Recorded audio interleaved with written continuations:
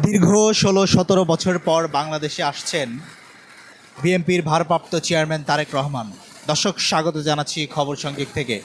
আপনাদের দেখানোর চেষ্টা করছি ৩০০ ফিটের যে মেইন রাস্তা, সেখানেই কিন্তু মঞ্চ তৈরি করা হচ্ছে। দীর্ঘ ১৬-১৭ বছর পর তারেক রহমান দেশে আসছে। আমরা যতটুকু জানতে পেরেছি যে ২৫ ডিসেম্বর বেলা ১২টার দিকে বাংলাদেশ হজরত শাহজালাল আন্তর্জাতিক বিমানবন্দরে তিনি অবতরণ করবেন। তারপরে এয়ারপোর্টের রাস্তা ধরে ৩০০ ফিটের রাস্তা ধরেই কিন্তু তিনি আসবেন এবং এই মঞ্চে, আমার সামনে যে মঞ্চটি তৈরি করা হচ্ছে, জাতির উদ্দেশ্যে তিনি ভাষণ দিবেন এবং তার দলীয় নেতাকর্মীদের উদ্দেশ্যে কিন্তু তিনি ভাষণ দিবেন, সেটি কিন্তু জানতে পেরেছি। এবং এই ভাষণের শেষে এভার কেয়ার হসপিটাল, তার মা দেশনেত্রী বেগম জিয়া তিনি আছেন চিকিৎসাধীন, তাকে দেখতে যাবেন, সেটি কিন্তু আমরা জানতে পেরেছি। দর্শক, আমি আরেকটু বলে রাখি যে বেগম জিয়া কিন্তু কিছুদিন আগে অসুস্থ হয়ে এভার কেয়ার হসপিটালে ভর্তি হয়েছেন, সেই বিষয় কিন্তু আমরা আপনাদের অবগত করেছি। তারপরে যে গুঞ্জন ছিল যে তারেক রহমান হয়তো অচিরে চলে আসবে, সেই গুঞ্জন কিন্তু অবসান ঘটিয়ে আগামী ২৫ ডিসেম্বর বাংলাদেশে কিন্তু আসছেন বিএনপির ভারপ্রাপ্ত চেয়ারম্যান তারেক রহমান। দর্শক, আমরা দেখেছি যে এখানে কিন্তু বিএনপির যে নেতাকর্মীরা তারা কিন্তু উপস্থিত আছেন এবং কিছু কিছু মানুষের সাথে কথা বলেছি, তারা বলছেন যে আমাদের নেতা তারেক রহমান তিনি বাংলাদেশে আসছেন, সেই উদ্দেশ্যেই কিন্তু আমরা বিভিন্ন অঞ্চল থেকে কিন্তু ঢাকায় এসেছি এবং তারেক রহমানকে এক নজর দেখার জন্য সেই উচ্ছ্বাসই কিন্তু তারা বারবার প্রকাশ করছিলেন, সেটি কিন্তু আমরা দেখেছি।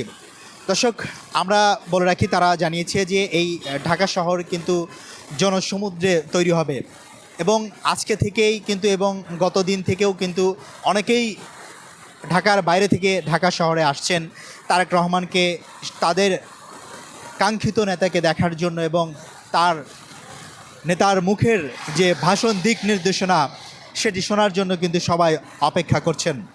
দর্শক, আপনাদের বলে রাখি, তাদের যে নেতাকর্মীরা তারা কিন্তু বলেছেন যে দীর্ঘ ১৬-১৭ বছর তারেক রহমান একটি রুমে কিন্তু তার সংগঠনকে, তার দলকে যেভাবে আঁকড়ে ধরে রেখেছে এবং দিক নির্দেশনা দিয়েছে, সেটি কিন্তু একটি নজিরবিহীন। এবং আমরা যতটুকু জানতে পেরেছি যে ঢাকা শহরের মানুষ ধরে রাখতে পারবে না জন্যই এই ৩০০ ফিটের যে বড় স্পেসটা, এখানেই কিন্তু মঞ্চ তৈরি করা হচ্ছে। এই ৩০০ ফিটের যে মঞ্চটি, সেটির কাজ কিন্তু পর্যায়ক্রমে চলছে এবং আমরা দেখেছি যে বিভিন্ন জায়গায় কিন্তু লাইটিং করা হচ্ছে। তবে শেষ পর্যন্ত আসলে দেখার বিষয় যে তারেক রহমান এই মঞ্চে এসে জাতির উদ্দেশ্যে কি ভাষণ দেয় এবং তার দলীয় নেতাকর্মীদের উদ্দেশ্য কি দিক নির্দেশনা দেয়।